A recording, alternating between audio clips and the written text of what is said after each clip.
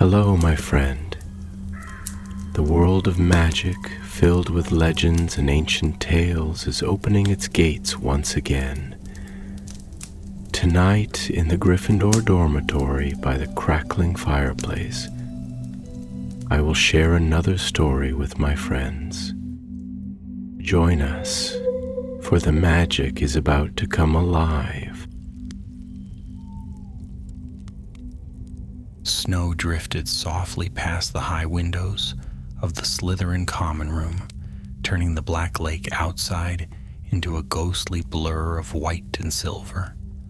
The fire burned low in the hearth, casting a greenish shimmer across the stone walls, and most of the students had already gone to bed. But Cassius Warwick remained awake. He sat at a corner table, bent over a pile of parchment and books. His quill scratched restlessly, though his mind was far away from the essay he was meant to be writing about nonverbal spells.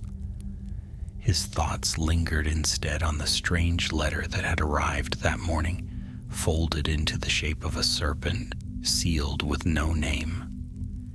He drew it from his robe pocket and unfolded it once more.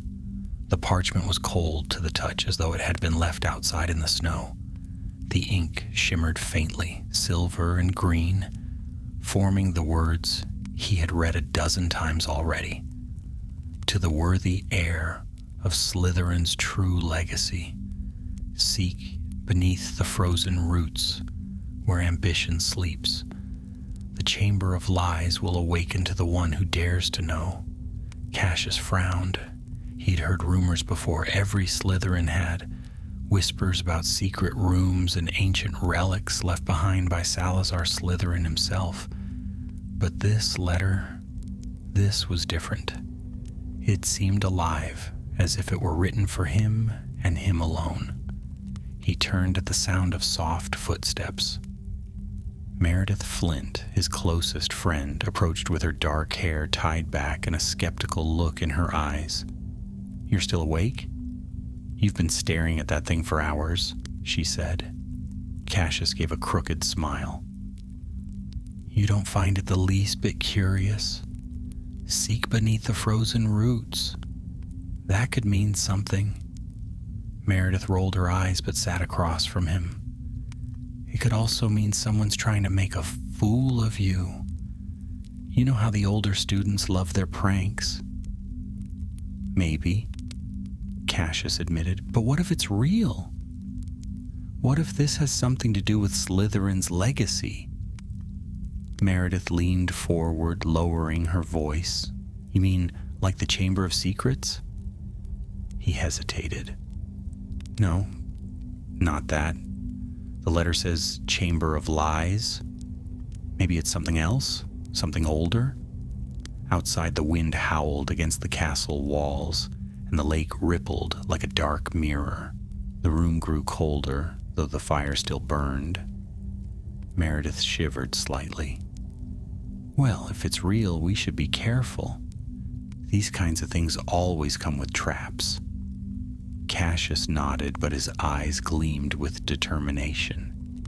He was tired of hearing the rest of Hogwarts whisper about Slytherin as if it were a stain, a house of dark wizards and nothing more. He wanted to prove there was something greater in its legacy, something noble. The next morning, as the snow thickened outside, Cassius and Meredith began their search. Between classes, they explored the narrow passages behind the Slytherin dormitories and the lower dungeon halls where few students went. Most were damp, smelling faintly of moss and salt water, but one corridor, an old, sealed-off section near the potions classroom, caught Cassius's attention. A faint frost clung to the stones there, though no draft could be felt. The torches sputtered as they approached, as if the air had thinned. Meredith touched the wall and drew back quickly. "Cold," she whispered, "like ice." Cassius's heart quickened. "Frozen roots," he murmured, remembering the letter's words. "This must be it." But before they could examine further, the sharp voice of Professor Caro, the new Defense Against the Dark arts teacher, echoed down the corridor. "Warwick! Flynn! What are you two doing down here?" Cassius turned swiftly, trying to look innocent.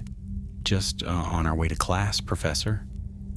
Caro's eyes, pale and watchful, lingered on the frost-lined wall behind them. His thin lips curled into something that wasn't quite a smile. "Curious place to get lost, Mr. Warwick. These passages are off limits for a reason." "Yes, sir," Cassius said quickly. "Good. Then you'll have no reason to return here," Caro said softly. His voice was calm, but there was an edge beneath it, a warning. "Now off with you."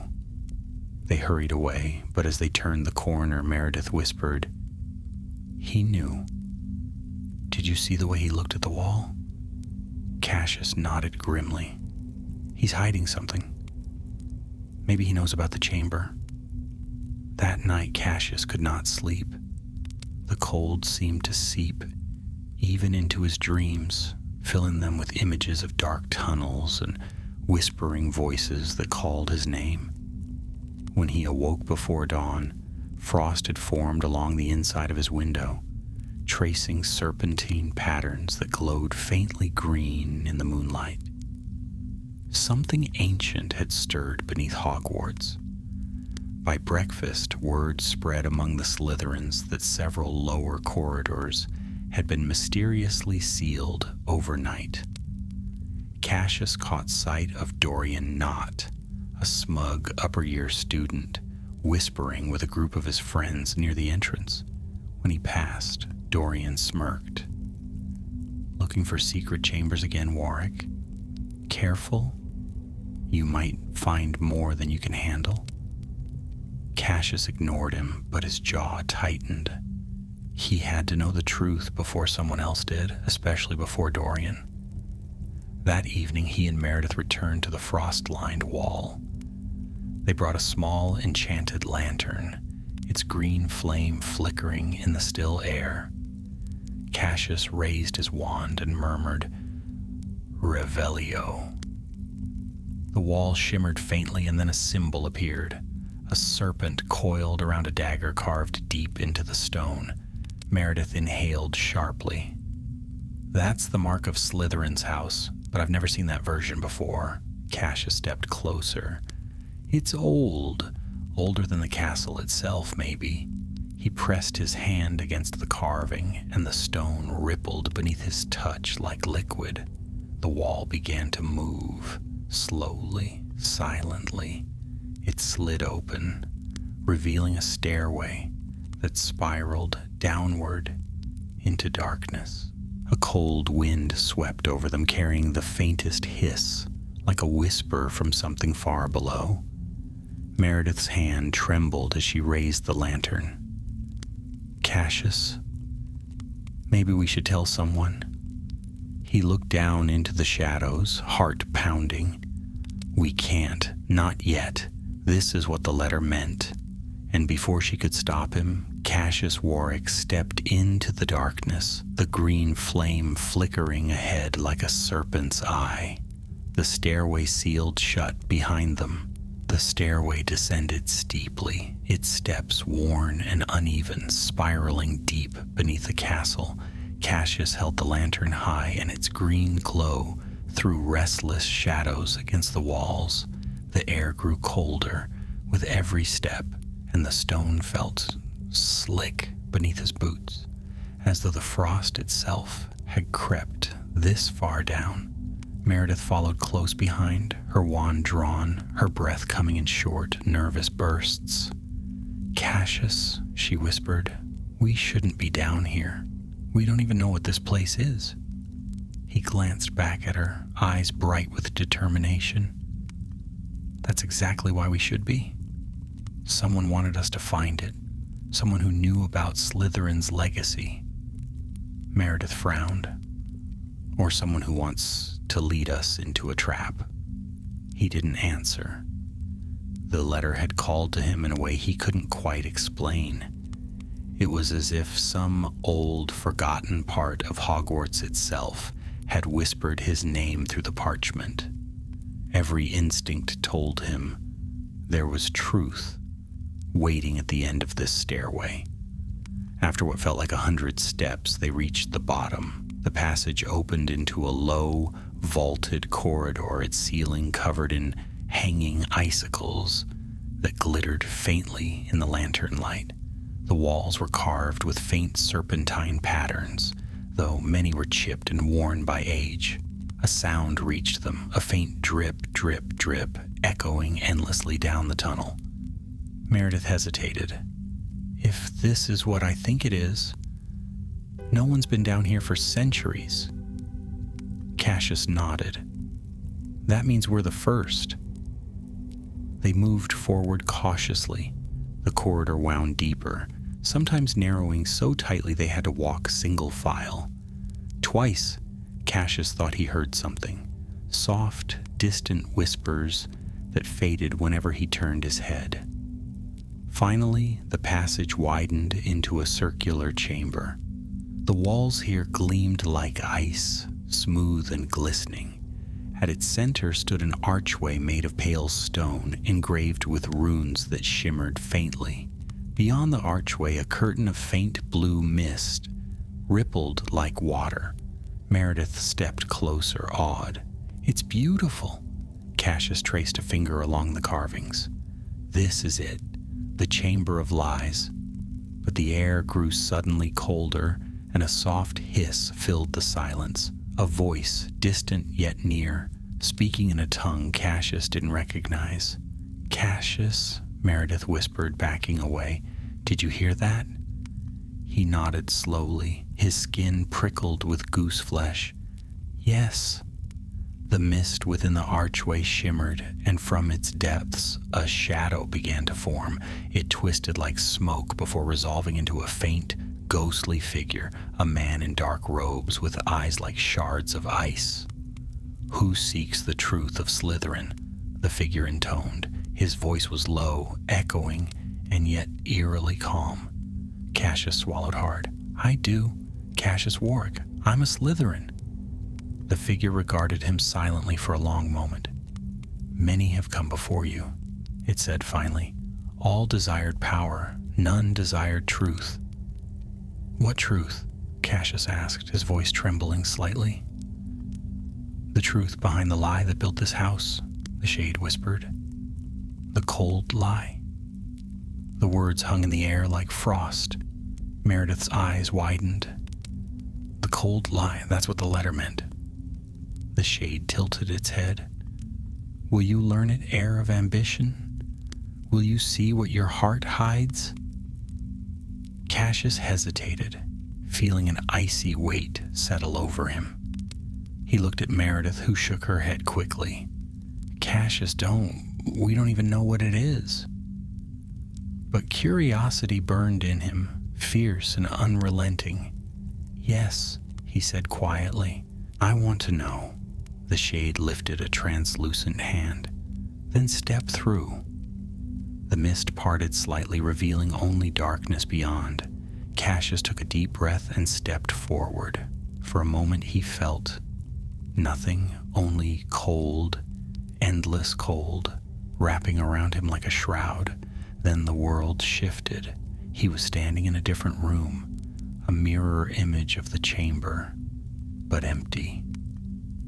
Meredith was gone. The lantern lay shattered at his feet. In the center of the floor stood a tall, ornate mirror framed in silver serpents. Frost crawled across its surface, and faint letters shimmered above the glass. To know thyself is to rule thyself. Cassius approached slowly. His reflection stared back, pale and uncertain. Then as he watched, it changed.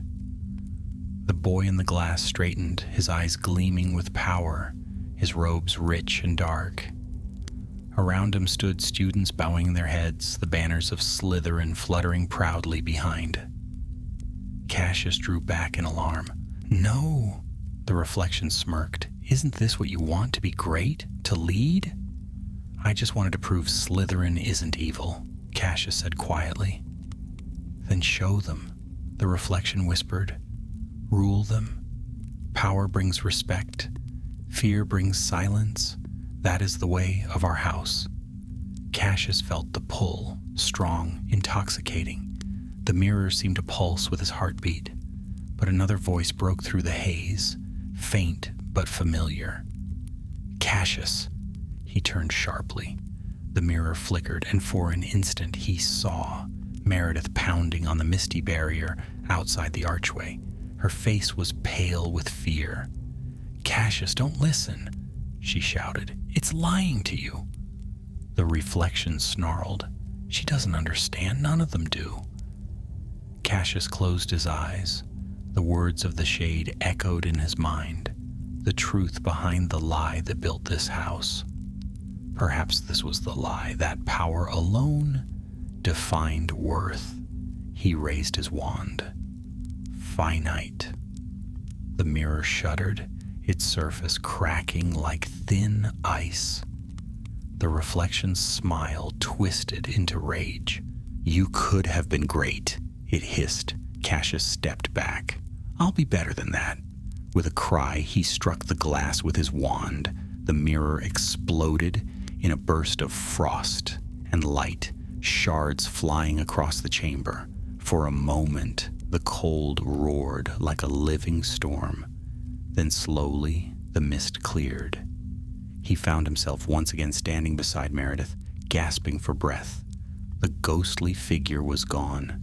The chamber's icy walls began to melt, water running in the thin streams across the stone. Meredith gripped his arm. What happened?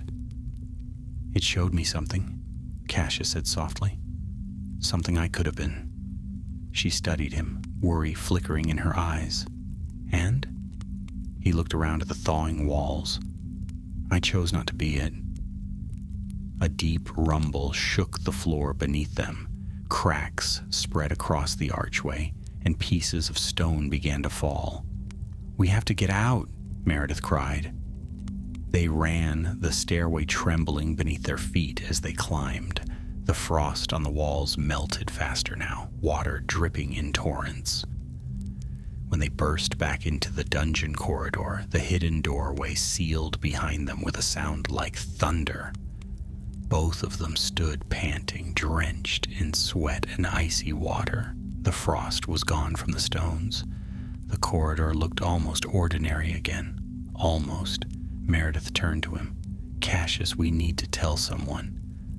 Dumbledore, maybe? He shook his head. Not yet. I need to understand what it meant. That mirror, it wasn't just a trap. It was a test. Meredith stared at him, then sighed. You're impossible. He smiled faintly. So they say. But as they walked back toward the common room, Cassius glanced over his shoulder.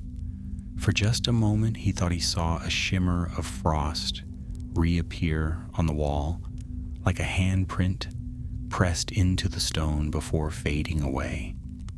And deep below Hogwarts, in the darkness that had once been the Chamber of Lies, something stirred again. Watching. Waiting. The cold lie had not been destroyed, only awakened. The next morning dawned gray and bitterly cold. Snow had piled high against the castle walls, and a pale mist clung to the black lake, veiling the surface in ghostly stillness. Cassius Warwick barely touched his breakfast, stirring his porridge absently as his thoughts whirled like the storm outside. Across from him, Meredith Flint leaned close, her voice low. You didn't sleep, did you? Cassius shook his head. I couldn't. Every time I closed my eyes, I heard it again, that voice in the chamber. The way it said the cold lie. Meredith frowned. Maybe it was just a curse or some kind of magical illusion. Whatever it was, you broke it. That should be the end of it. But Cassius wasn't convinced. The frost had melted when he destroyed the mirror, yes. But even now, he swore. The air around him carried a faint chill, a whisper of something unfinished. Professor Snape passed their table, his black robe sweeping behind him. He paused for a moment, his dark eyes flicking between Cassius and Meredith. "You both look as though you've been chased by ghosts," he said dryly. "I trust you've been staying out of places you shouldn't be?" Cassius managed a weak smile. "Of course, Professor." Snape arched a brow, unconvinced, but said nothing further as he moved on.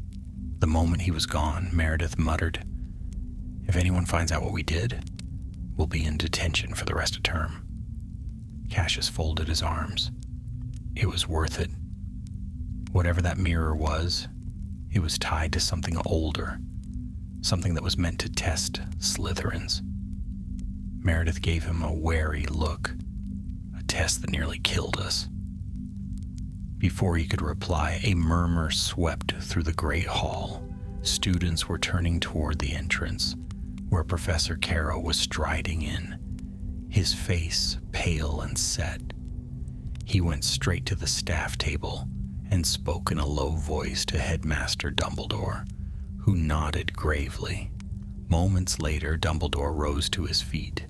His clear, calm voice carried across the hall. "Students, I must ask that all of you remain within the main castle today.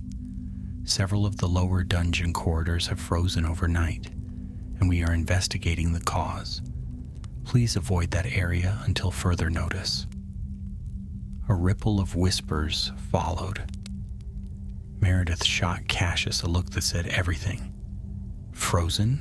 she whispered. "But we closed it. How could—" Cassius's stomach turned cold. Something's still down there. That night he couldn't stay still. After lights out, when the common room had emptied and only the faint sound of the fire crackling remained, Cassius rose from his bed, pulled on his cloak, and crept out. The corridors were silent, the air heavy with the scent of old stone and candle wax. As he passed the entrance to the Slytherin common room, the wall whispered shut behind him, sealing him alone in the darkness. He moved quickly, wand raised. Lumos, a faint white glow lit the path ahead. His heart beat hard against his ribs as he descended the first flight of stairs leading toward the dungeons. He didn't know what he was looking for, only that he had to know whether the frost had returned. When he reached the corridor where the hidden wall had been, his breath caught. The frost was back, thicker than before. It spread in curling patterns across the floor, glittering under his light like shattered glass. And then he saw it, a shape in the ice. It was small at first, no more than a faint outline, but as he stepped closer, the shape grew clear. It was a serpent, frozen into the stone itself, its body coiled, its eyes two sharp points of silver light. Cassius felt a chill run through him. "What are you?" he whispered. The serpent's eyes blinked. He staggered back. The ice cracked beneath his boots, and a whisper filled the corridor, soft and cold. "You broke the mirror, but not the truth." Cassius spun around, wand raised. "Who's there?" No one answered. The air shimmered faintly, and for an instant he thought he saw the outline of a figure, a tall man in dark robes, like the one from the chamber. But then it was gone. "Cassius?" He turned sharply. Meredith was standing at the end of the corridor, clutching her own wand, her face pale. "I knew you'd come here," she said. "I couldn't sleep either." He motioned toward the serpent in the ice. "It's back. Something's trying to open the chamber again." She approached slowly, her breath visible in the freezing air. What if it's not a chamber anymore? What if it's alive? Before he could answer, the ice beneath the serpent began to crack. A faint green glow spread outward, spider webbing across the floor. The air hummed with energy. Meredith grabbed his sleeve. "Cassius, run!"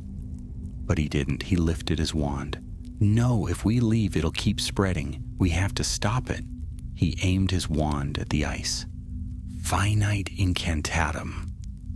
The glow flickered, but instead of fading, it flared brighter, blinding white and emerald.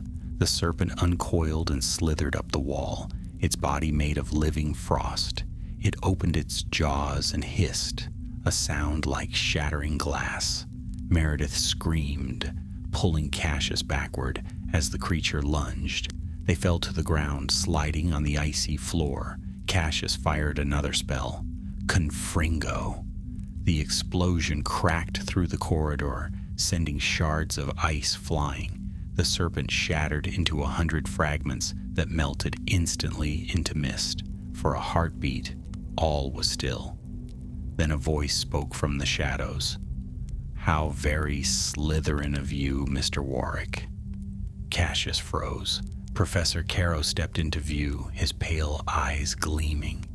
He looked utterly calm, though the frost clung to his boots and robes as if he had walked straight out of the storm. "Professor," Cassius began, forcing his voice steady, "I can explain." "I'm sure you can," Caro interrupted softly.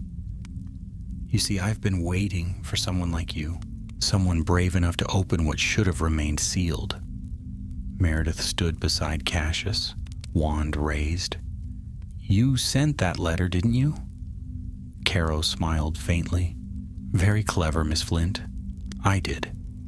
"The cold lie is an old secret, older than any of you could imagine. I simply needed a key to awaken it. And you, Mr. Warwick, were that key."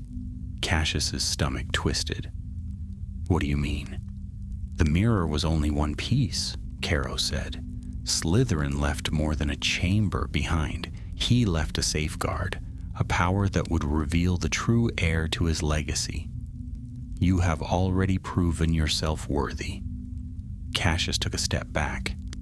"I'm not interested in your games." Caro's eyes glinted. "Oh, but the game has already begun."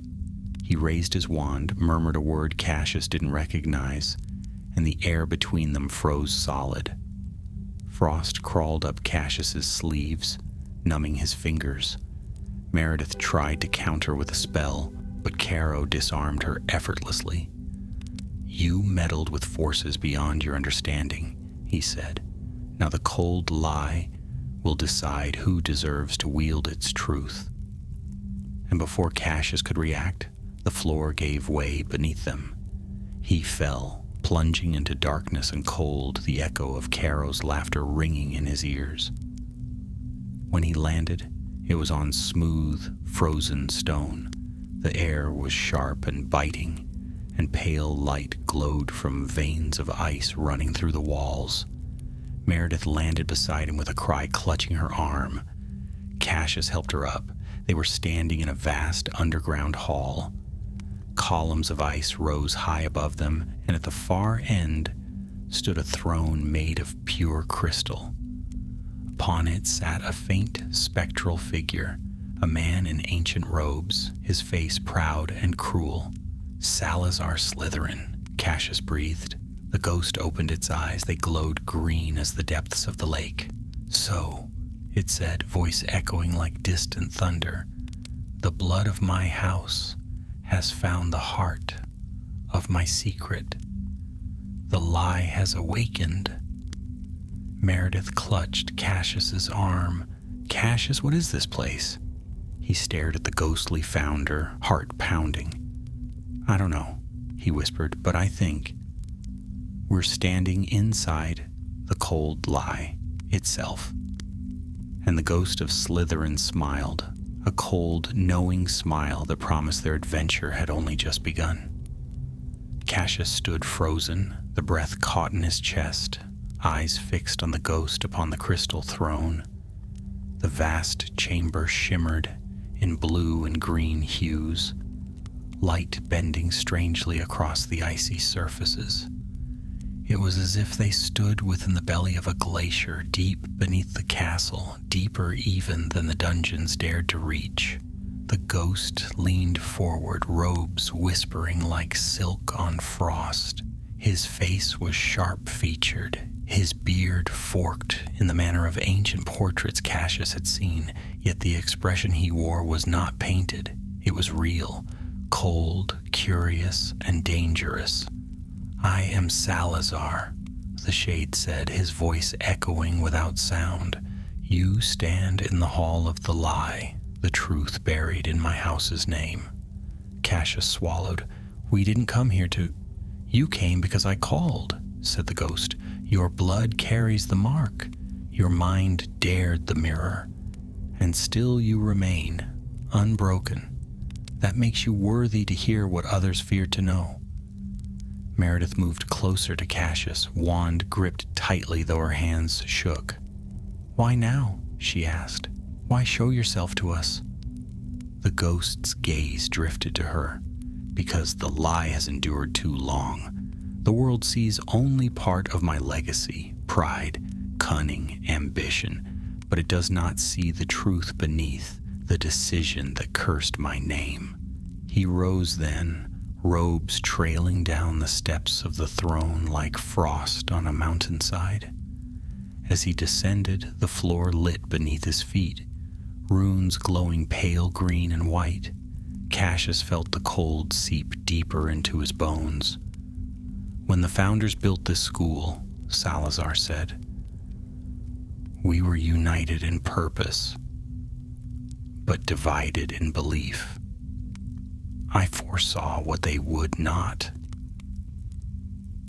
That a time would come when blood would matter more than words, when loyalty would be tested not in comfort, but in war." Cassius nodded slowly. "You left. You built the Chamber of Secrets. That's the story." The ghost's smile was humorless, a half-truth shaped by those who remained. "I left behind more than a basilisk, boy. I left behind the cold lie, a failsafe, a test for the heart of Slytherin. If ever the house strayed too far, if ambition became corruption, this place would awaken and choose anew." "Choose?" Meredith echoed. "To lead," Salazar said simply. "To restore balance. One must see the truth of our house. One must resist the temptation that power is enough." Cassius remembered the mirror, the version of himself that had smiled with a crown in hand, and the world at his feet. He looked away. "Caro," Meredith said suddenly, "he's trying to use this place. He sent the letter. He brought us here." "He is a pretender," said Salazar's shade, with a flick of disdain in his voice. "One of many who hunger for the fruit, but not the root. He awakened the frost, yes, but he does not understand what it guards." The chamber began to tremble then, softly at first. A low, pulsing hum came from the walls. The ghost turned toward the great pillars behind the throne, and with a wave of his hand, the ice shifted, revealing a great archway, taller than a troll and twice as wide. Behind it stood a door of black stone, etched with runes that twisted in the light. In its center was a handprint frozen in shimmering frost. "The last trial," Salazar said, turning back to Cassius. "Beyond this door lies the heart of the cold lie. Enter and be judged." Cassius hesitated. "What kind of trial?" "One not of spells or strength," Salazar replied, "but of truth. All that you believe of yourself will be tested, and if you fail—" He paused. "You will not return." Meredith stepped forward, angry now. "Then don't do it. He's just a student." "Not your heir?" Salazar looked at her with something like regret. "That is not for me to decide. The cold lie chooses." Cassius stood in silence, his breath fogging in the frozen air. Then he stepped forward, shoulders squared. "I'll go." "Cassius." Meredith grabbed his sleeve. "I have to know," he said. "If I don't go in, Harrow wins, Slytherin becomes what the rest of the school already thinks it is, a place for cowards and dark wizards. I won't let that happen." She looked at him for a long moment, then released her grip. Cassius placed his hand on the frozen stone. The door pulsed, light burst from the runes, and with a grinding roar, it opened inward. A gust of icy wind swept through, and darkness yawned beyond. Cassius stepped into the void. For a heartbeat, he felt nothing. No air, no weight. Then the ground solidified beneath him, and he found himself standing on a narrow bridge of stone, suspended over an endless abyss. Cold stars wheeled in the darkness above, and below, shadows writhed like snakes in deep water. He heard a whisper, not in his ears, but in his thoughts. "Cassius Warwick. What do you believe?"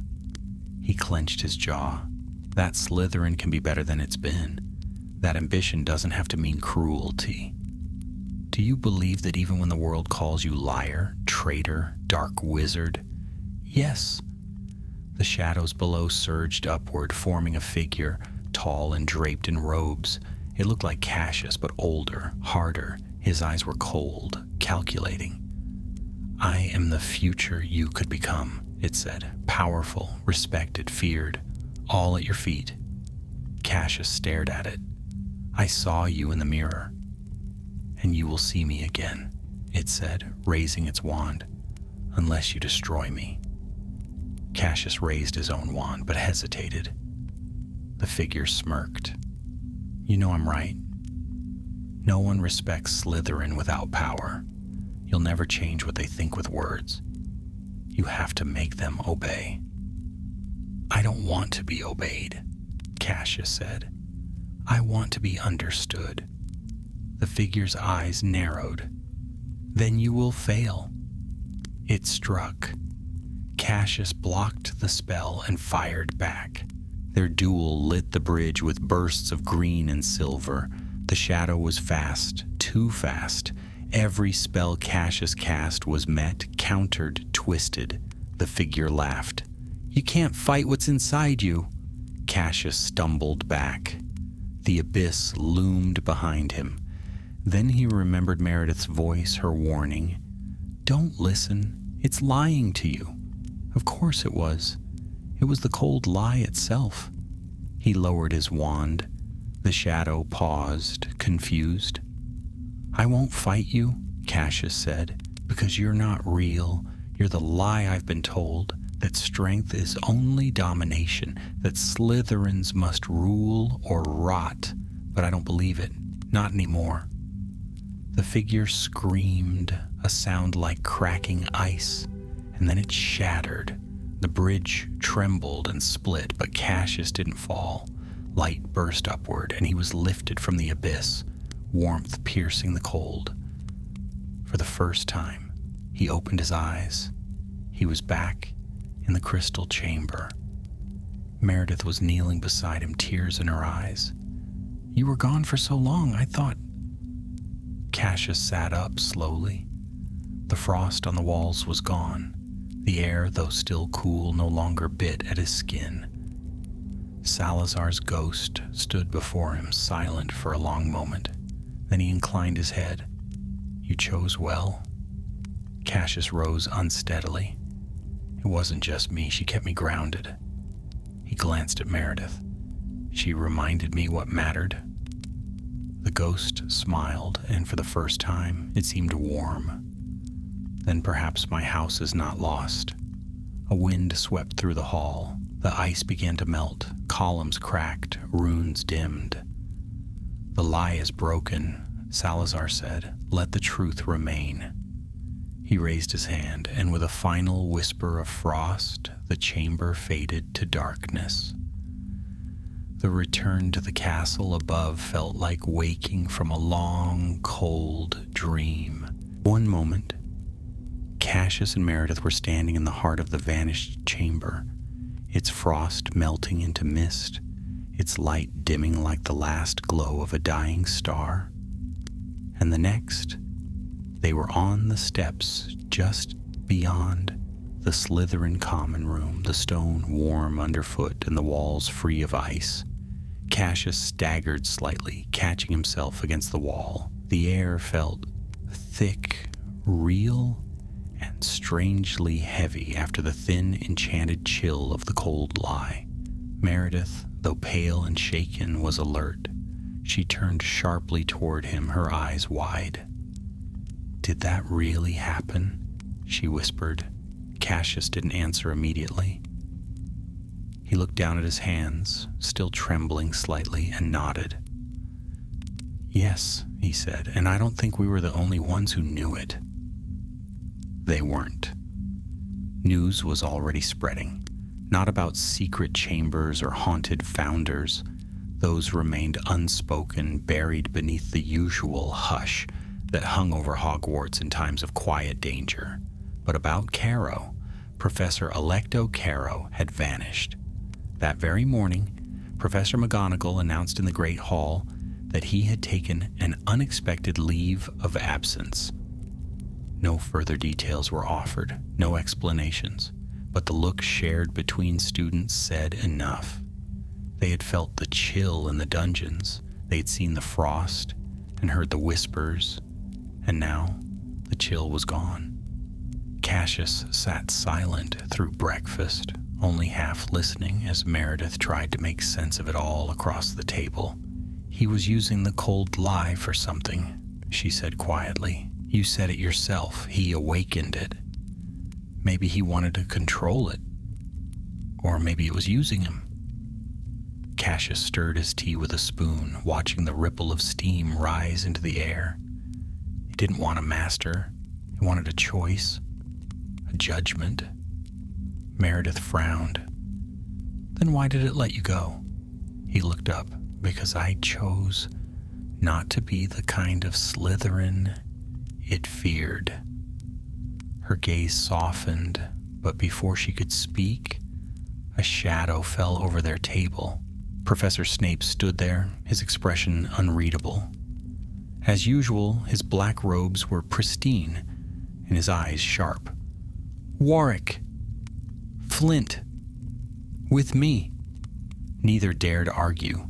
He led them through the corridors in silence, and even Meredith, usually brave enough to roll her eyes behind Snape's back, walked with tense shoulders.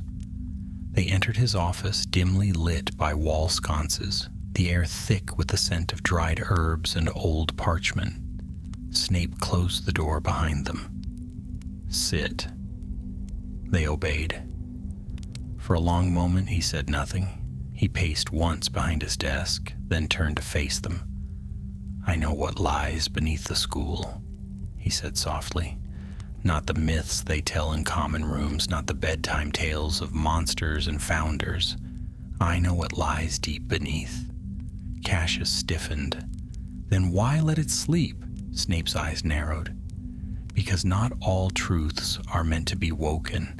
The cold lie was buried for a reason, locked behind old magic, meant only to stir if the house of Slytherin strayed too far from its path." Meredith leaned forward. "And you think we strayed?" "I think," Snape said, "that someone else tried to manipulate it, and it nearly swallowed you both in the process." He paced again, slower this time. "Caro is gone. I doubt we will see him again. Whatever he sought, he didn't find it." Cassius stared at him. "But I did." Snape turned, studying him. There was something flickering in the professor's eyes, wary but not unkind. "You survived," Snape said, "and that means the lie found you. Acceptable." "I don't know whether to be relieved or concerned." Cassius hesitated.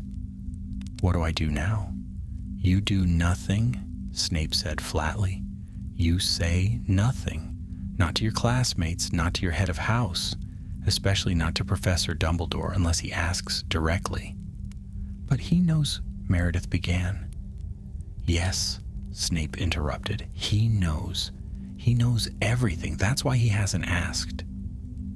He leaned forward then, palms on his desk, and fixed them both with a cold, quiet intensity.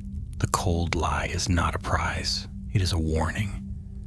You passed the test, Mr. Warwick, but that does not mean the danger is gone. It sleeps for now. He straightened. Leave it there.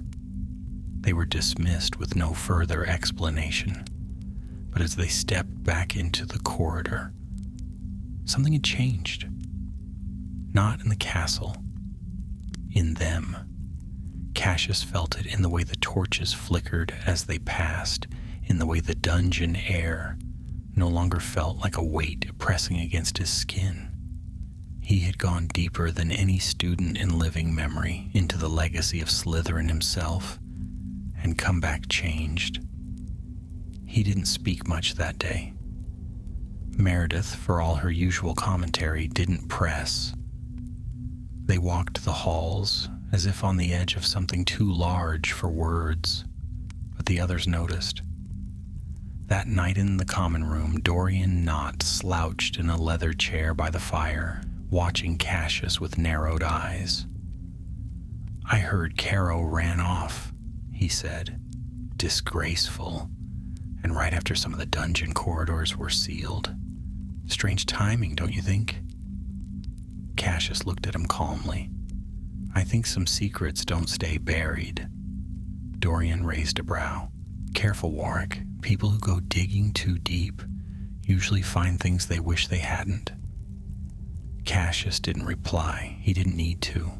Dorian's words were bluff and shadow. Cassius had looked into the heart of Slytherin and walked out of it, scarred perhaps, but not broken. Later that night, he stood by the dormitory window, watching the snow fall across the lake. The reflection of the moon shimmered in the black water below, broken only by the occasional ripple of something unseen. The mirror's image haunted him still, not because of what it showed, but because of how real it had felt. He had wanted that power once. Maybe part of him always would. But the truth was colder, harder. Power without purpose was a trap.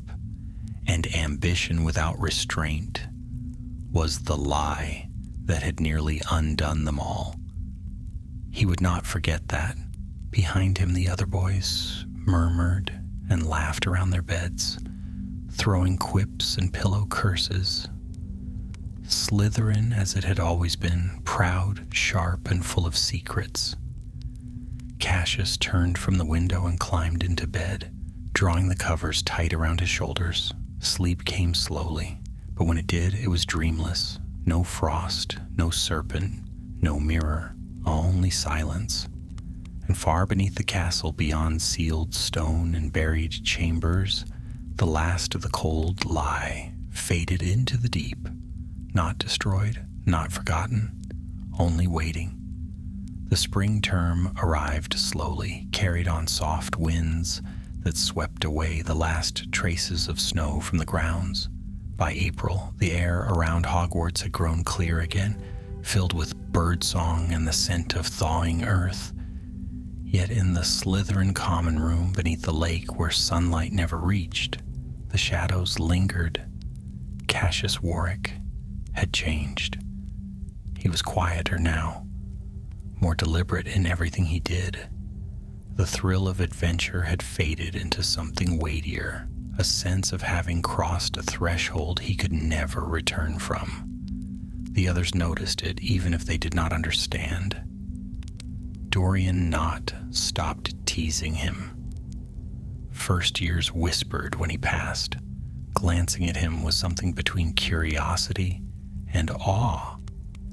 Meredith Flint, however, was the only one who treated him the same. "You're not haunted, you know," she said one morning, setting her stack of books beside him in the library. "You just think too much." Cassius looked up from his parchment. "I'm not haunted," he said, though his tone lacked conviction. "I'm just trying to understand." "Understand what?" He paused, quill hovering over the page. Why Slytherin left that test behind. The cold lie. It wasn't evil. It wasn't even about blood purity like people always say. It was about choice, about who we become when we face ourselves. Meredith studied him for a long moment, then smiled faintly. Maybe that was the point all along. Slytherin's worst fear wasn't Muggleborns or Gryffindors. It was that his own house would forget how to choose wisely. Cassius nodded slowly. He wanted to believe that. But the memory of that mirror, of the version of himself that had smirked with ambition and cold power, lingered in the corners of his mind. As if sensing his thoughts, Meredith reached out and tapped the parchment in front of him. "You've been staring at the same sentence for 10 minutes, she said. "Come on, let's go outside. You need air." The lake was calm when they stepped out onto the grounds. The sun shimmered on the surface, scattering light like silver scales. Cassius squinted against the brightness, feeling as though months had passed since he'd last stood under open sky. They walked along the shoreline, past reeds and smooth stones. "You ever think about what'll happen after Hogwarts?" Meredith asked suddenly. "Sometimes," Cassius said. "Maybe I'll work for the ministry, or teach. I don't know." "I'll believe that when I see it," she teased. "You're too restless to stay behind a desk." He smiled faintly. "You sound like my mother." They walked in silence for a while, listening to the faint lapping of the water. Then Meredith spoke again, her tone more serious. "You think it's really over? The cold lie?" Cassius looked out over the lake. The reflection of the castle rippled, distorted, then stilled again. "I think it's sleeping. Like Snape said. Waiting. Waiting for what?" He hesitated. "For the next Slytherin who forgets the lesson." A faint wind stirred the surface of the water, carrying a whisper of something cold. It passed as quickly as it came, but it left both of them shivering. They turned back toward the castle, but neither spoke again. That night, Cassius dreamed. He was back in the frozen chamber, though the air was thicker now, darker.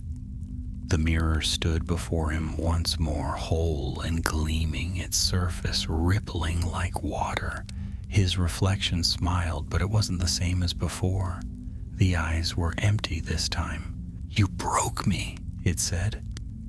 "But you cannot unmake what you are."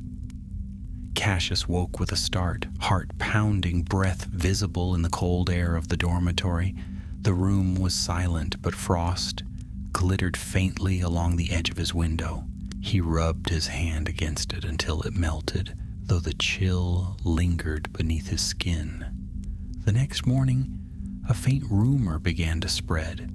2 Ravenclaw students claimed that they had seen a shadow move beneath the surface of the lake near dawn, a pale shape coiling like a serpent before vanishing into the depths. Some said it was the giant squid, others that it was nothing more than reflection and imagination. Cassius said nothing. He spent the day distracted, half listening in lessons, barely eating at meals. When Meredith cornered him after defense against the dark arts, she folded her arms. "You've got that look again," she said. "What look?" "The one that means you're going to do something reckless." He hesitated. "The lake? Something's wrong. I can feel it." Meredith groaned. "Cassius, I'm not going to the dungeons again," he interrupted quickly. "Just to the shore, tonight." She sighed. "Of course you are. And of course I'm coming with you." That night, long after curfew, they slipped through the corridors and out onto the grounds. The moon hung low, silver and bright, reflecting off the lake's still surface. The castle loomed behind them, windows glowing faintly like the eyes of some sleeping beast. They stopped near the water's edge. The air was cool and sharp, carrying a faint smell of moss and iron. Cassius knelt, drawing his wand. Lumos. The light glimmered across the water. For a moment there was nothing. Then slowly the ripples began to move. A shape emerged beneath the surface, large, sinuous, faintly glowing. It circled once, then rose higher until Cassius could see the outline of a head, serpentine and elegant, its scales glimmering like glass. Meredith gasped. "That's not the squid." The creature lifted its head just enough for the moonlight to catch its eyes, pale green, like those carved in Slytherin's relics. Then it spoke, not in words, but in a voice that slipped directly into their minds. He left me to guard what he feared to destroy. Cassius's breath caught. "You're part of it, the cold lie." "I am its echo," the voice replied, "bound to the blood of Slytherin, bound to truth. You woke me when you shattered the mirror." Meredith stepped back. "What do you want?" The serpent's gaze fixed on Cassius. "I want you to remember, the lie sleeps, but never dies. If your house forgets again, if ambition turns to hunger, if pride turns to cruelty, I will rise once more." The creature began to sink back into the water, the light fading around it. Cassius called out, "Wait! Why tell me this?" The answer came faintly, echoing across the still surface. "Because you chose mercy when power was offered. Because you may be the first Slytherin in centuries to understand the truth." The lake stilled. The glow vanished. For a long moment, neither of them spoke. Then Meredith whispered, "Cassius, what do we do now?" He stared at the reflection of the moon in the black water. "We remember, and we make sure no one forgets again." They walked back toward the castle in silence. Behind them, the lake lay calm and quiet, its surface unbroken. Yet deep beneath, in the cold and ancient dark, something coiled once more, watchful, eternal, and waiting for the next heartbeat of ambition to stir its sleep. And though the frost was gone from the walls of Hogwarts, Cassius knew that somewhere in its stones the cold lie still whispered, faint and patient, like breath beneath ice. Exams came and went, and the castle fell into its restless rhythm of summer days. The great hall shone with golden light. Laughter filled the courtyards, and even the usually brooding corridors of Slytherin grew lighter as term drew to its end. Yet for Cassius Warwick, peace never fully returned. Though the days grew warm, he still woke sometimes to find frost along the edge of his window, faint and vanishing the moment he touched it. No one else seemed to notice. Perhaps it was in his mind, or perhaps the cold lie had not entirely gone back to sleep. He never told Meredith about the frost. She had already spent enough nights warning him not to think too much, and even she had begun to laugh more easily again, her sharp wit returning with the warmth of summer.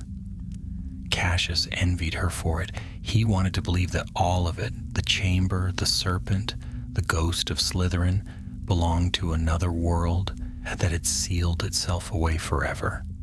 But deep down, he knew better.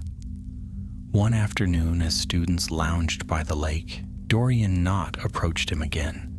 The older boy's smirk was as confident as ever, though his eyes flickered, with something colder this time.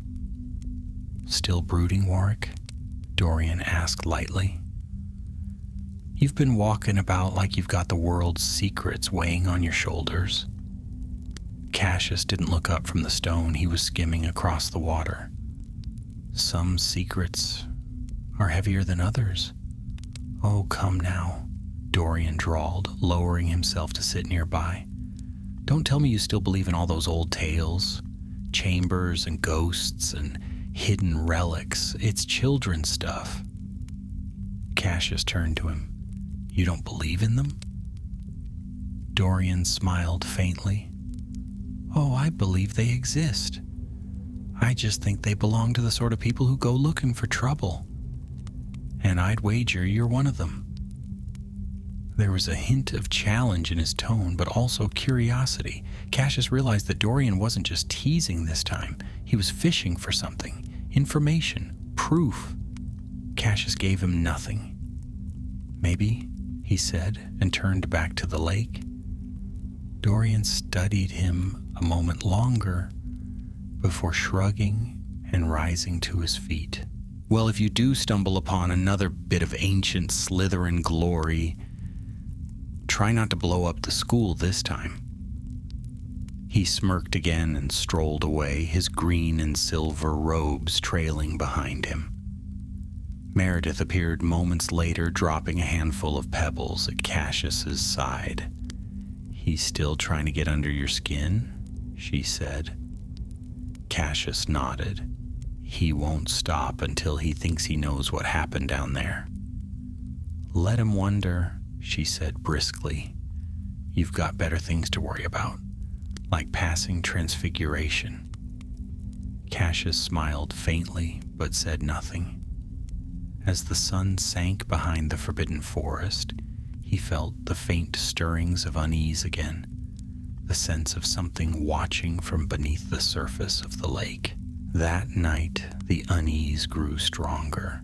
He woke in the middle of the night to a faint whisper, a hiss, like wind slipping through a crack in the wall. It carried words he couldn't quite make out. He sat up, heart pounding, and listened. The dormitory was silent save for the steady breathing of the other boys. He slipped from bed, drew on his robe, and stepped into the corridor. The torches flickered as he passed, their flames bending toward him, as though drawn by something unseen. The whispering grew louder. It led him back toward the dungeons. By the time he reached the passage that had once hidden the entrance to the Chamber of Lies, the air had turned icy again. Frost spiderwebbed across the floor, glimmering faintly. Cassius raised his wand. Lumos. The light revealed a mark on the wall, new but unmistakably Slytherin's. A serpent coiled around a dagger, carved fresh into the stone. A chill ran through him. "No," he whispered. "It's sealed. It should be sealed."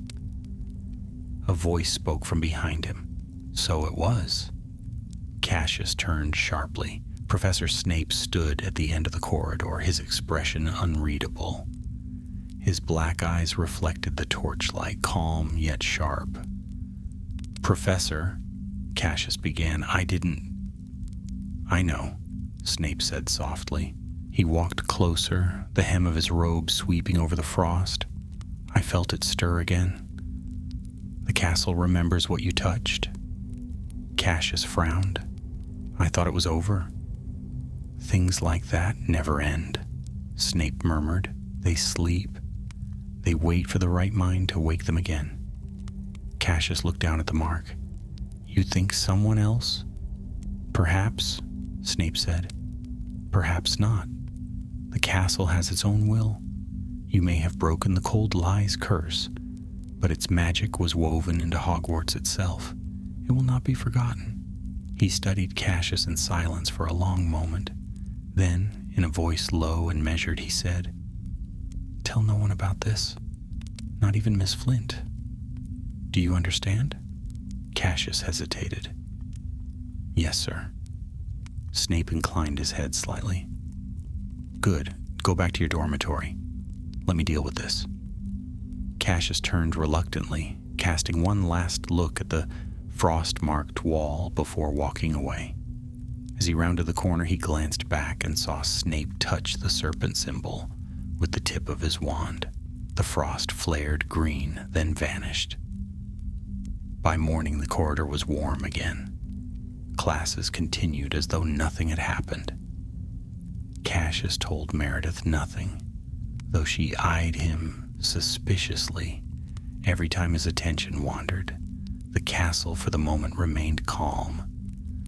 But that night, as the feast began in the great hall, he noticed Professor Snape watching him from the staff table, his gaze distant and calculating. Dumbledore gave the end-of-term speech with his usual quiet joy, his blue eyes twinkling as he spoke of courage and friendship and the return of summer. Yet Cassius couldn't help but think that the headmaster knew too, knew that something beneath the castle stirred once more. When the feast ended and the students returned to their dormitories for the last time that year, Cassius lingered by the window in the Slytherin common room. The lake outside was dark and still, its surface unbroken. Meredith joined him leaning against the stone rail. "Strange year," she said softly. "The strangest," Cassius agreed. She smiled faintly. "Promise me something." "What?" "That next year we try to have one normal term. No secret chambers, no curses, no frost creeping through the walls." Cassius chuckled, though his laughter held a weary edge. "I'll do my best." They stood in silence for a while, watching the faint green light from the water shimmer against the glass. Then, just before they turned away, something moved, something vast and pale, gliding beneath the surface like a whisper of moonlight. Cassius froze. Meredith didn't notice. "Come on," she said, "let's get some sleep. Tomorrow's the train." He nodded slowly, forcing a smile. "Right, tomorrow." But as he followed her toward the dormitories, his gaze lingered on the lake. Deep below, where light could not reach, the shadow drifted once more. And though no one else saw it, Cassius felt the truth in his bones. The cold lie was not gone. It had found a new guardian. The Hogwarts Express whistled as it cut through the green hills, leaving the castle far behind. Cassius Warwick sat in a quiet compartment near the back of the train, the countryside sliding past in streaks of gold and emerald. Meredith Flint sat across from him, legs folded beneath her, a copy of The Daily Prophet open on her knees. He was trying to read, but his eyes kept drifting to the window. The summer light was soft, and the scent of fresh grass and smoke from the train's engine filled the air. Yet even here, far from the dungeons and their frost-laced secrets, Cassius couldn't quite shake the feeling that something still watched him from the reflections on the glass, from the corners of his mind where the memory of that whisper still lived. "Cassius," Meredith said suddenly. He blinked, turning his attention back to her. She folded the paper, frowning. "You're a million miles away again. Honestly, it's summer holiday. Try acting like it." He smiled faintly. "I'm trying." Her eyes softened. "You've been through enough. Let it rest, at least for now." He didn't answer. Somewhere behind her in the reflection of the window, he thought he saw a faint shimmer of green light, like the flicker of a serpent's eye, but when he turned, there was only sunlight. The rest of the journey passed in quiet. The rhythmic clatter of the train's wheels seemed to lull the students into a lazy calm. By the time they reached King's Cross, laughter and chatter filled the corridors once again. Cassius stepped out onto platform 9 3/4, feeling the first true warmth of summer sunlight on his face. Meredith's parents waved from the crowd, and she gave him a quick, firm hug before running off to meet them. "Try not to get into mortal peril without me," she called over her shoulder. He grinned, watching her go, then turned to search for his own family. His mother stood near the end of the platform, tall and graceful in a dark green cloak. She smiled as he approached. "Cassius," she said warmly, "you look pale. Have they been keeping you buried in books again?" "Something like that," he said lightly. She reached up, brushing a strand of hair from his forehead. "You remind me more of your father." Every year, they left the station together, their trunks following behind by charm. And for a time, the world beyond Hogwarts seemed simple again. London bustled as it always did, full of noise and movement, and Cassius allowed himself to believe, if only briefly, that the cold was gone for good. But that night, as he unpacked in his room at home, something caught his eye. His wand lay on the desk, where he had set it down, the wood gleaming faintly in the lamplight. Around it, a thin circle of frost had formed, no larger than a coin. He touched it with his finger, and it melted instantly, but the chill it left behind lingered. "It's just a trick of the weather," he told himself, blowing out the lamp. Nothing more.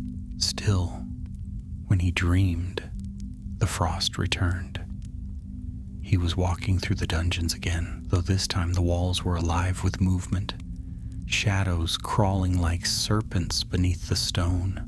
The whispering rose around him, a chorus of soft voices speaking words he could not understand. At the end of the corridor stood a door. Not the one he had opened before, a different one, narrower, older, carved with runes that pulsed faintly green. He reached for the handle. "Cassius?" The voice wasn't part of the dream. He woke suddenly, gasping, his sheets tangled around him. His mother stood in the doorway, holding a candle. "You were talking in your sleep?" she said gently. "Are you all right?" He nodded, though his voice came out hoarse. "Just a dream." She smiled softly. "Try to get some rest. You've always dreamed vividly after school terms."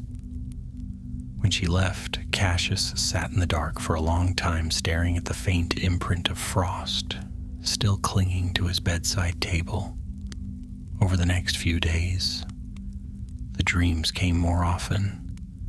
Sometimes they showed the serpent beneath the lake, sometimes the mirror, its surface whole once more, the reflection whispering words he couldn't quite hear. On the 5th night, he woke to find a letter on his pillow. The parchment was folded into the shape of a snake, sealed with a wax sigil bearing a faint green S. His blood ran cold. He hadn't seen a letter like this since that first night in Slytherin. Hands trembling slightly, he unfolded it.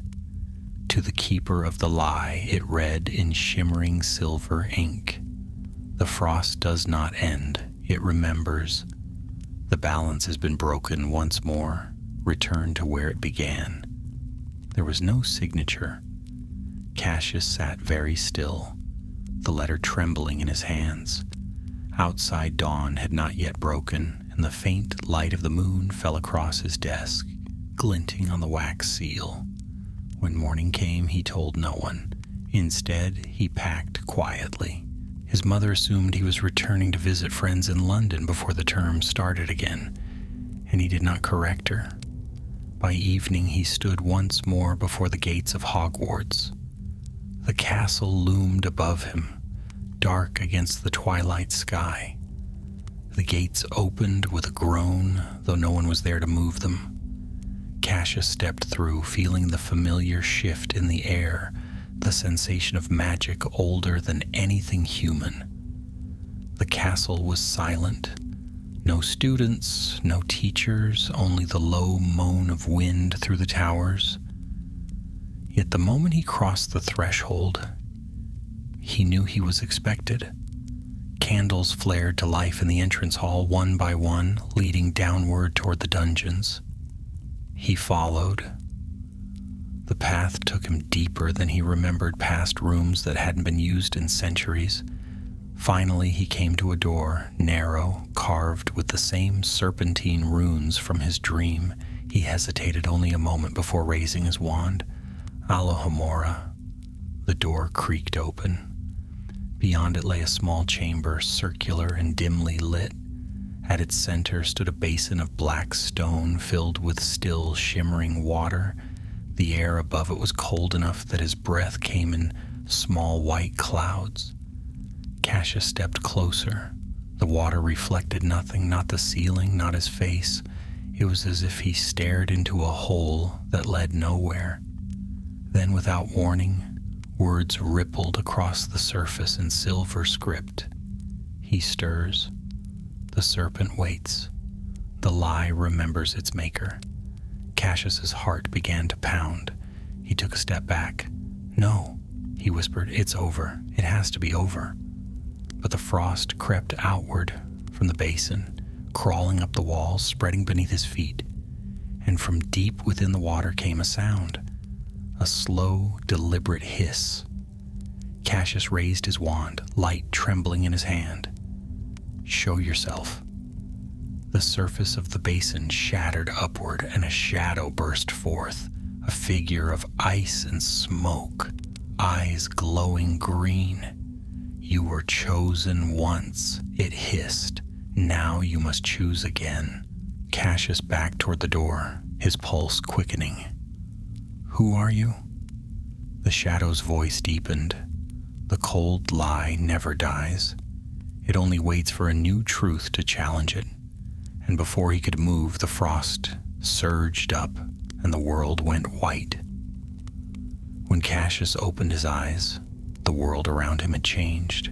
He was no longer in the small chamber beneath the castle. He stood in an endless expanse of white.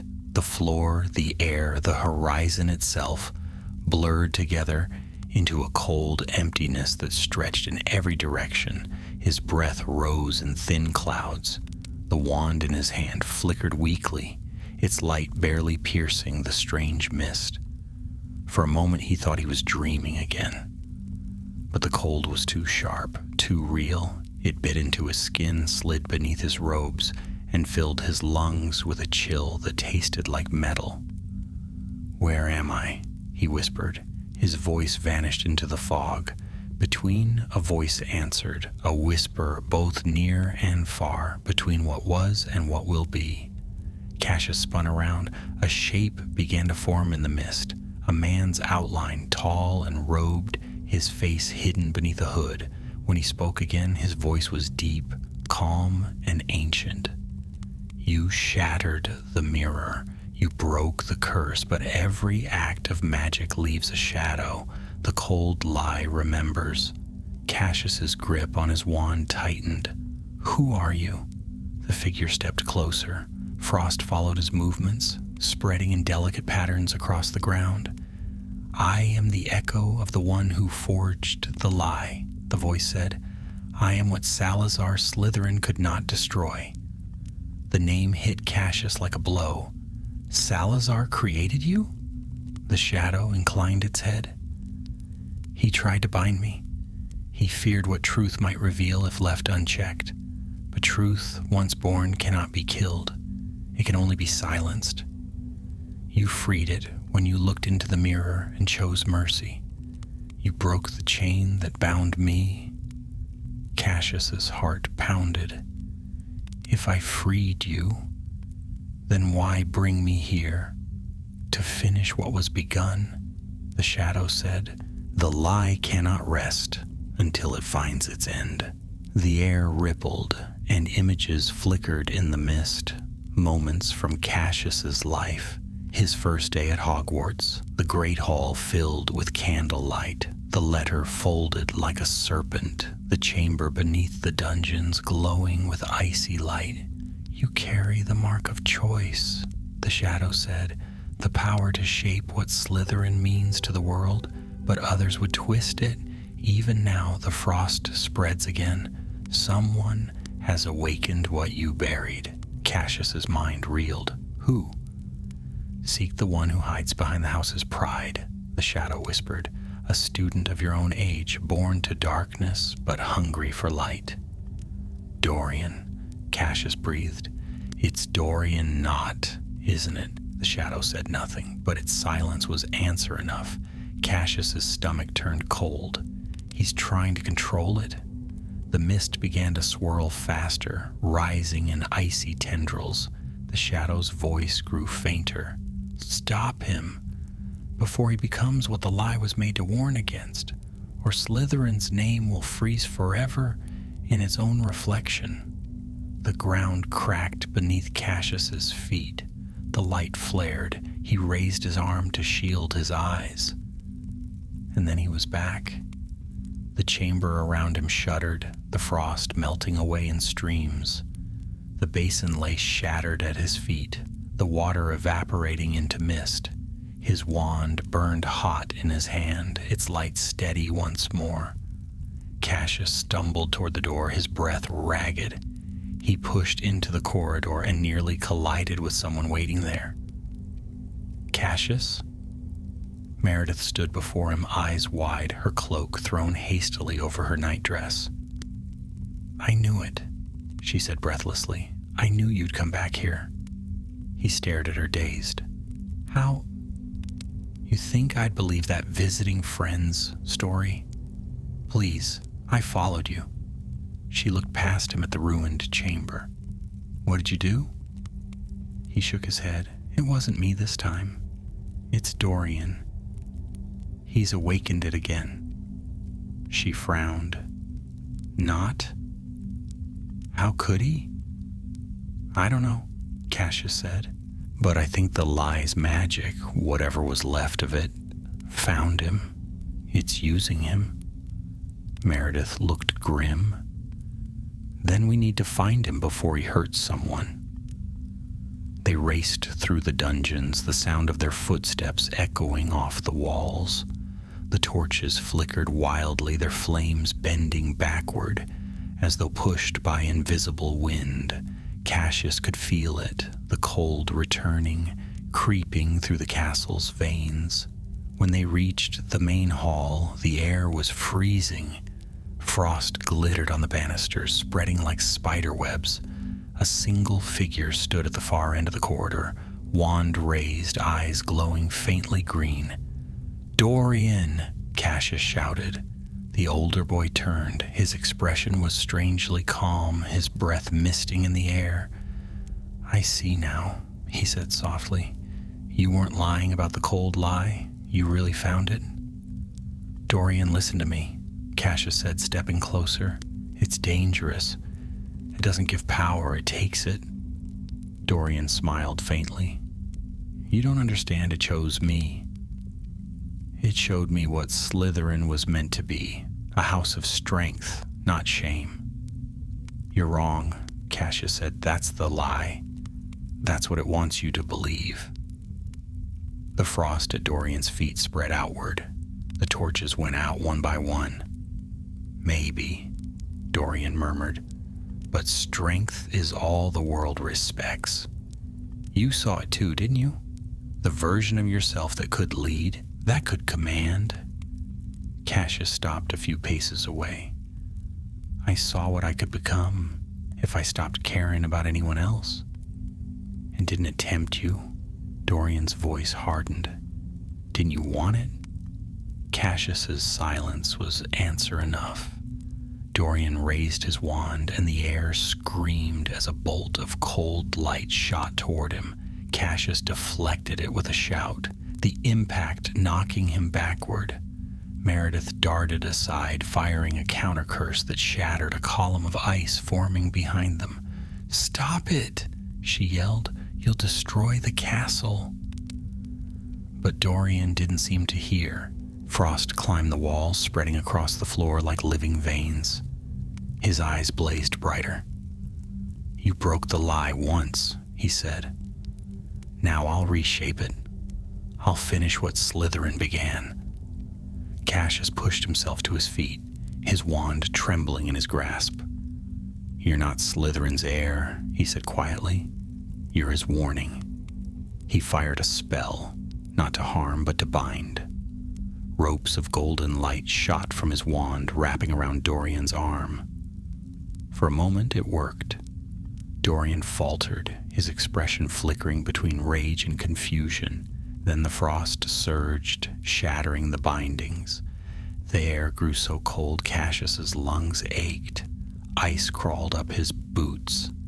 He reached deep within himself, remembering the chamber, the mirror, the choice he had made. Mercy, not power. He closed his eyes, steadied his breath, and whispered, "Finite corruptio." A blinding light flared from his wand, warm and pure. It clashed with the green glow, and for a heartbeat the entire hall was filled with storming color, white and emerald, mercy and pride. Then, with a sound like cracking glass, the frost shattered. Dorian collapsed, the light leaving his eyes. The ice melted away, dripping down the walls. Cassius fell to his knees, gasping. Meredith was beside him in an instant, her hand on his shoulder. When the echoes faded, only silence remained. Dorian lay unconscious, pale and shivering.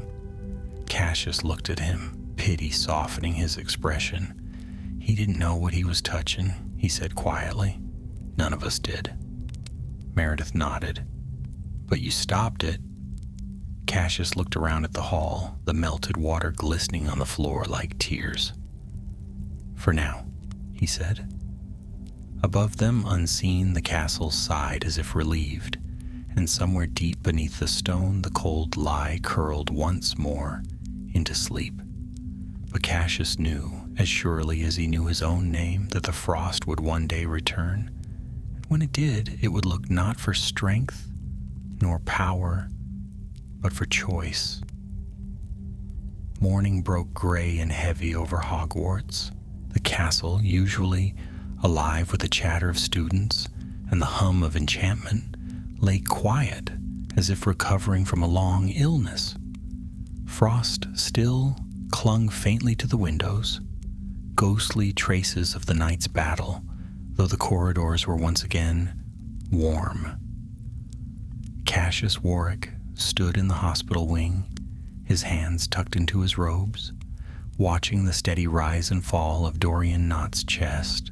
The other boy lay pale against the white sheets, his wand resting on the table beside him, its tip cracked from the struggle. Madame Pomfrey moved quietly among the beds, muttering to herself as she prepared another potion. Meredith sat nearby, her eyes shadowed but alert, clutching a cup of tea gone cold. "How long do you think he'll sleep?" Cassius asked softly. "As long as he needs to," Madame Pomfrey said without looking up. "His body's exhausted. He's lucky to be alive, and you're lucky you didn't freeze solid in that hall." Cassius nodded, though his mind was far away. He remembered the look in Dorian's eyes before the light faded, the mix of anger and awe, the same conflict Cassius himself had once felt. In the mirror, Meredith broke the silence. "He wasn't evil, Cassius. You know that." "I know," he said quietly. "He just wanted to prove something. The same thing I did."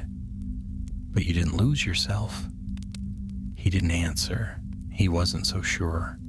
The doors opened with a soft creak. Professor Snape entered, his robes flowing behind him like a shadow. Madame Pomfrey straightened instantly, muttering under her breath about too many visitors, and retreating to her office. Snape's dark eyes took in the scene with a single glance. He looked first at Dorian, then at Cassius. "I expected as much," he said in his low, measured voice. "It seems the Frost's curse chose another before it faded completely." Cassius met his gaze. "It's gone now." "Perhaps," Snape said, "but curses like that rarely vanish. They leave traces, threads of intent woven into the walls. The castle will remember what happened, as it always does." Meredith shifted uneasily. "Then what happens to Dorian?" "Mr. Knott will recover," Snape said, "but he'll remember little of what occurred. That is a mercy."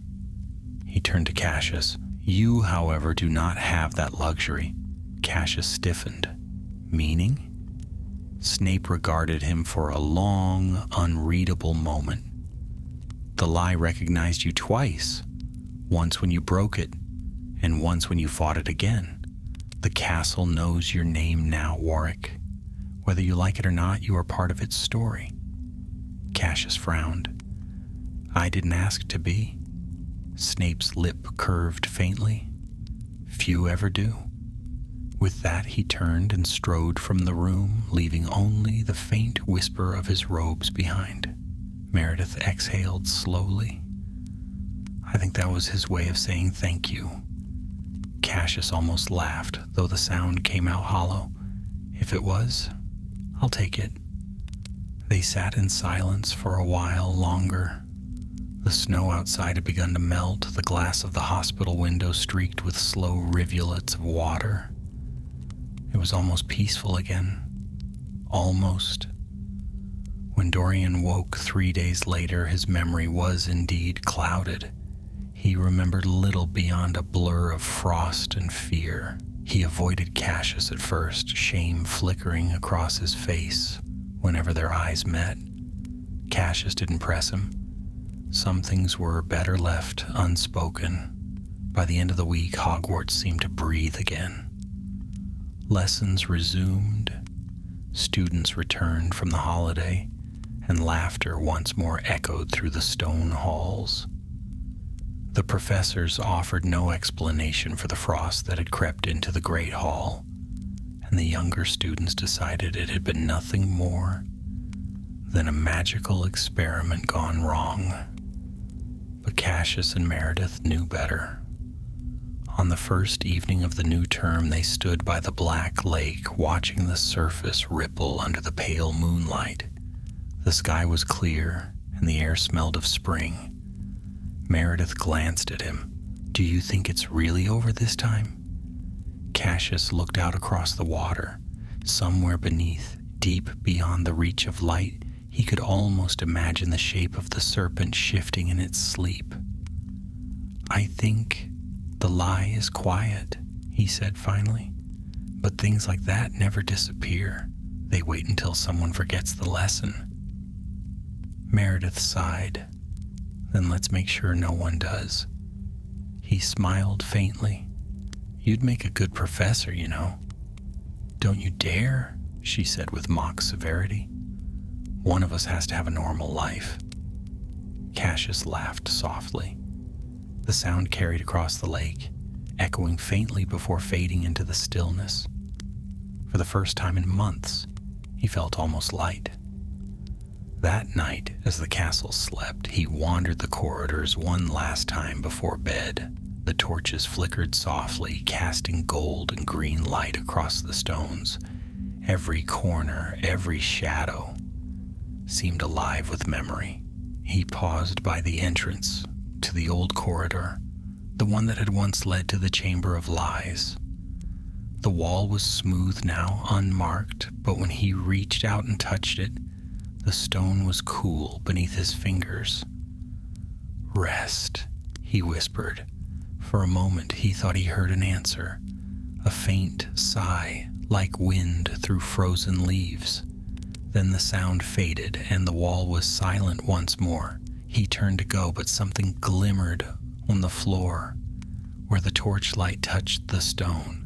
A single shard of ice, no larger than a coin, lay there. Inside it shimmered a faint reflection, his own face surrounded by green light. Cassius crouched, staring at it. For a heartbeat, the reflection smiled. Then the shard melted away, leaving only a damp mark on the floor. He straightened slowly. You're not gone, he murmured, just watching. Then he turned and walked away. When he reached the common room, Meredith was waiting, curled in one of the armchairs, a blanket over her knees. You look like you've seen a ghost, she said lightly. He smiled. Maybe I have. Good.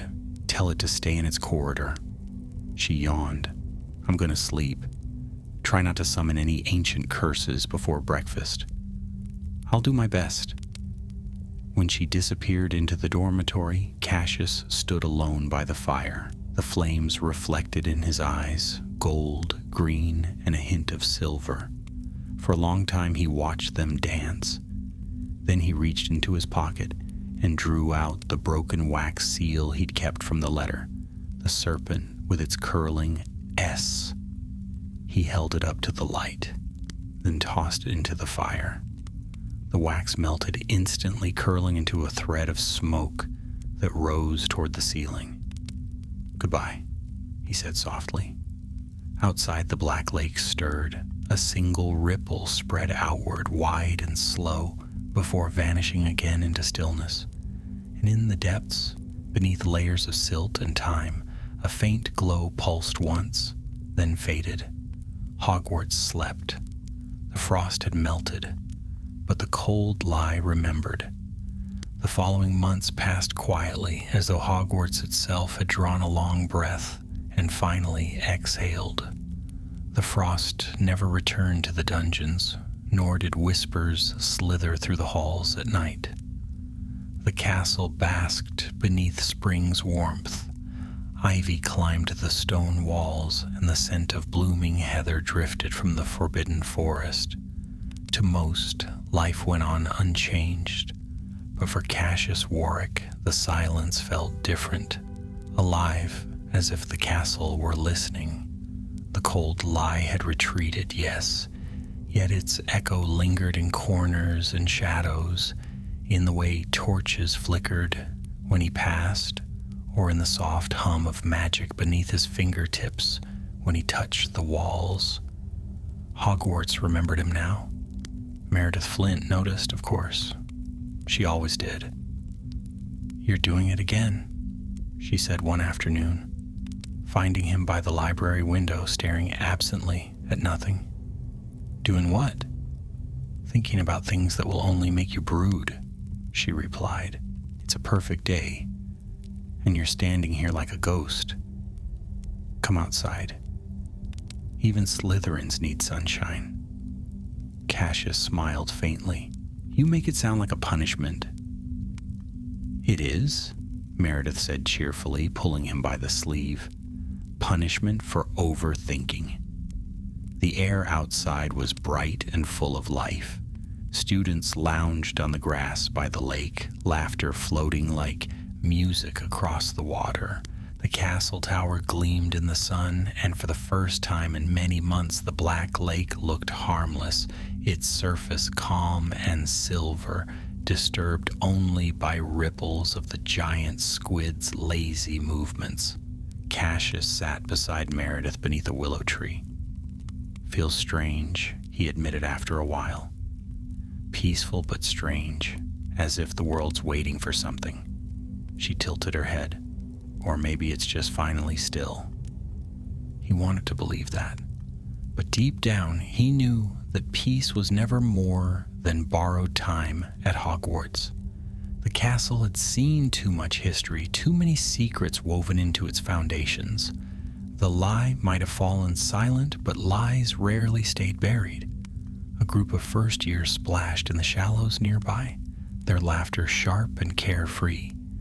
Cassius found himself smiling despite the weight that still pressed faintly on his heart.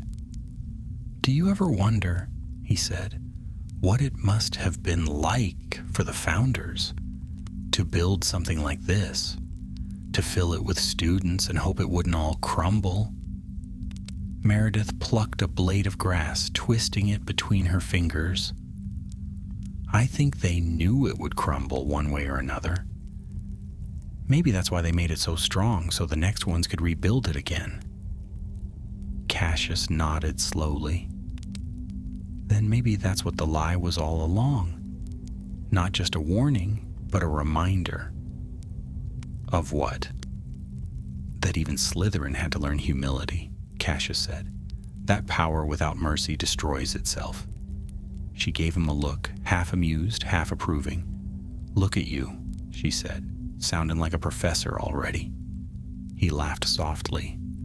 "Don't start." They lingered there until the sun sank low and painted the lake in gold and crimson. When the shadows lengthened and the call for supper echoed across the grounds, they rose together and made their way back to the castle. Inside, The great hall glowed with candlelight. Plates filled themselves with roast and pudding, the chatter of hundreds of students weaving a warm, familiar noise. Cassius took his place at the Slytherin table, noticing how the green and silver banners fluttered gently in the unseen breeze. Once he had looked at those colors and seen only ambition, pride, cunning, the hunger for greatness. Now he saw something different: endurance, the will to survive storms and come out stronger for them. When the feast ended, Dumbledore rose, his eyes bright behind his half-moon spectacles. "Another term is drawn to its close," he said, his voice calm, but carrying easily across the hall. "And as always, Hogwarts stands, as it has stood for nearly 1,000 years, through trials, through triumphs, through times when darkness touched even these walls. It is our choices, not our fears, that shape who we become." Cassius met Meredith's eyes across the table. They both smiled. Later that night, when the castle had quieted and students drifted to sleep, Cassius walked alone through the dungeons. The torches burned low, their flames whispering faintly. He passed the sealed corridor where the frost had once crept, where the serpent had whispered and the mirror had shattered. The wall was plain stone now. No marks, no runes, no trace of the cold lie. Yet as he paused, he felt a faint stir of energy beneath his palm, a soft pulse, steady as a heartbeat. "I know you're still there," he murmured. "But maybe that's how it should be." He stepped back. For a moment he thought he saw something, a shimmer, almost like a reflection of green eyes watching from within the wall. Then it was gone. When he returned to the common room, the fire was nearly out. A few embers glowed faintly, casting long shadows across the floor. Cassius sat before them, feeling the warmth seep slowly into his hands. He thought of all that had happened: the letter, the chamber, the mirror, the serpent beneath the lake, Dorian's fall and recovery. It all felt impossibly far away now, yet he knew it was part of him, woven into his name as surely as the color of his robes. The common room was silent, save for the faint hiss of the dying fire. He closed his eyes, and for the first time in many nights, sleep came easily, and he dreamed, not of frost or mirrors or shadows, but of a serpent coiled peacefully beside a calm lake, its eyes no longer burning with hunger but glimmering with watchful peace. When he woke at dawn, pale light spilling through the green-tinted windows, Cassius felt lighter than he had in months. He dressed quietly, the castle still half asleep, and climbed to the courtyard. Mist curled over the grass. The sun was only beginning to rise, setting the stones aglow with soft amber. Cassius stood for a moment, breathing in the chill air, then turned toward the gate. The carriages would leave for Hogsmeade soon, and from there, the train would carry them all home. Meredith found him by the gate, her trunk floating obediently beside her. "You weren't going to leave without saying goodbye, were you?" He smiled. "Wouldn't dream of it." She studied him for a moment. "You look different, lighter. Maybe I'm finally learning to let things go."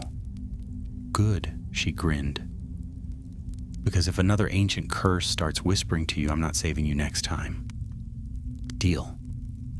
The gates opened with a soft creak, and the students began filing toward the waiting carriages. As Cassius stepped through, he looked back one last time. The towers of Hogwarts rose against the morning sky, proud and eternal. For an instant, he thought he saw a faint gleam at the base of the castle, a ripple of silver frost glinting in the sun before fading away. He smiled quietly. "Goodbye," he said under his breath. "Sleep well." The wind stirred, cool and clean, and the sound that followed could almost have been a sigh or a whisper of contentment deep within the stones. And so Cassius Warwick left Hogwarts that summer. The frost melted, the lie at rest, and the House of Slytherin changed in ways no one but he and Meredith would ever truly understand. But deep beneath the castle, where secrets are never lost, the memory of one boy's mercy and one house's redemption lingered. Soft as snow, steady as truth, and cold no more.